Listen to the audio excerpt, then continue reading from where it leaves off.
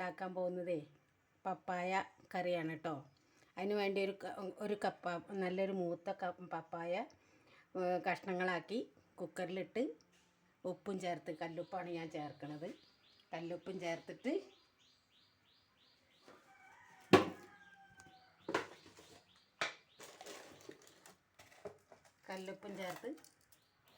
വേവിക്കാനായിട്ട് വെച്ചിട്ടുണ്ട്.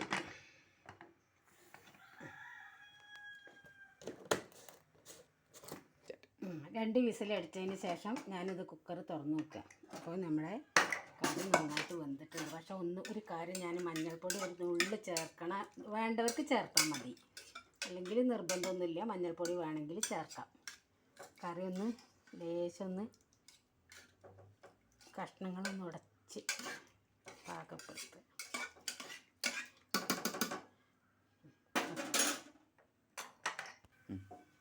അടുപ്പ് കത്തിച്ച് അതിലേക്കൊരു വെച്ചിട്ട് പാത്രം വെച്ച് കടുക് പൊട്ടിച്ച്, ഞാൻ കടുകും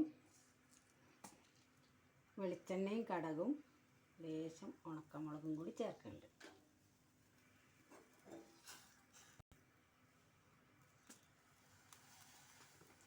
നോക്കിക്കട്ടോ, വെളിച്ചെണ്ണ കുറച്ചേ ഉപയോഗിക്കാൻ പാടുള്ളൂ. കാരണം വെളിച്ചെണ്ണ നമുക്ക് കൂടുതൽ നല്ലതല്ല ശരീരത്തിൽ. അപ്പോൾ ഞാൻ സൺഫ്ലവർ ഓയിലാണ് ചേർത്തത് കേട്ടോ. ലേശം കടുക് ചേർത്തു. കടുകൊന്ന് പൊട്ടി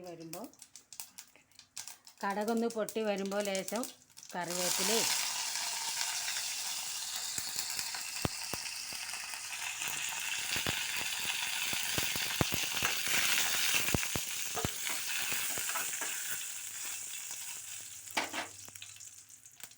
ഉണക്കമുളകും ചേർത്ത് നന്നായിട്ടൊന്ന് വഴഞ്ഞ് വരുമ്പോൾ ഇതിലേക്ക്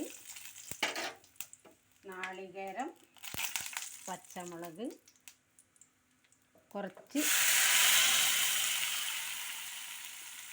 ചെറിയ ജീരകം ചേർത്തിട്ട്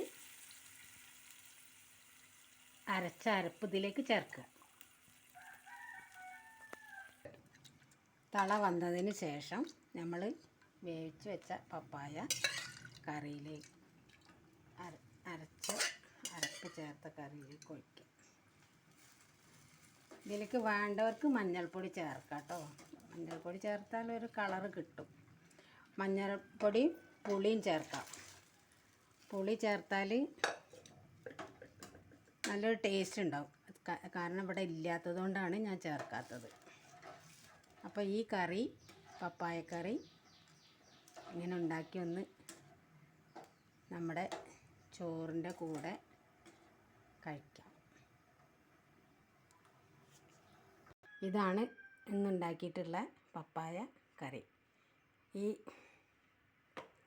ഇത് ഉണ്ടാക്കിയത് ഇഷ്ടപ്പെട്ടിട്ടുണ്ടെങ്കിൽ എല്ലാവരും ലൈക്കും ഷെയറും കമൻറ്റും ചെയ്ത് ബെൽ ബട്ടൺ അമർത്തി എൻ്റെ വീഡിയോ വീണ്ടും കാണാൻ സാധിക്കും. എല്ലാവർക്കും നന്ദി.